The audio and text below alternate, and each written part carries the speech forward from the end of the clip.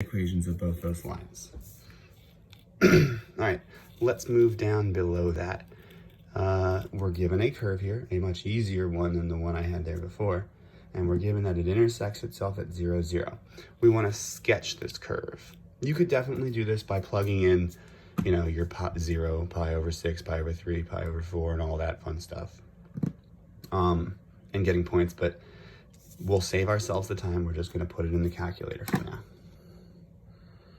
I have it on here somewhere. Okay, there it is. Zoom. I like zoom trig for this because those look like trig functions. That's what this thing will do. Cool. And we can trace just to get an idea how high it goes up. It looks like at its highest point, it's at 3. No surprise there.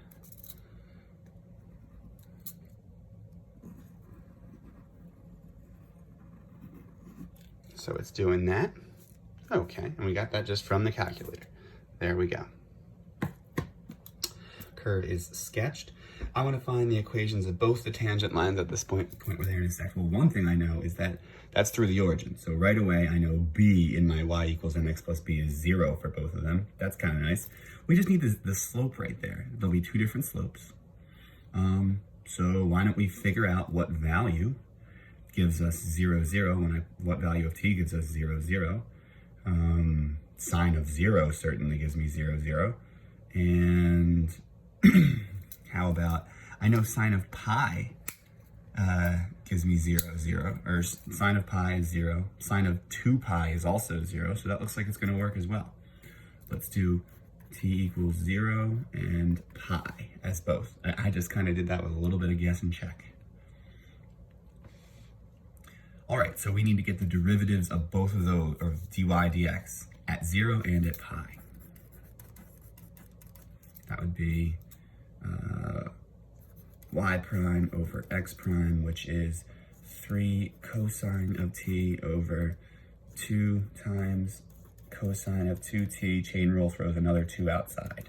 So 3 cos t, 4 cos 2t. All right. At t equals 0, we'll get 3 cosine of 0, which is 3 over 4 cosine of 2 times 0 is just 4. And at pi, we'll have 3 times cosine of pi is negative 3 over 4 cosine of 2 pi. Well, cosine of 2 pi is just 1, so that's why we'll get positive 4 on the bottom. And that should make sense. 3/4, negative 3/4, uphill, downhill of the same thing. So let's get equations of lines with that. Y equals 3/4 x. I don't need a plus b. I can see it goes through the origin, not up here or down here. And y equals negative 3/4 x.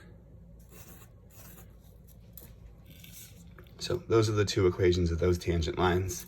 That line and that line.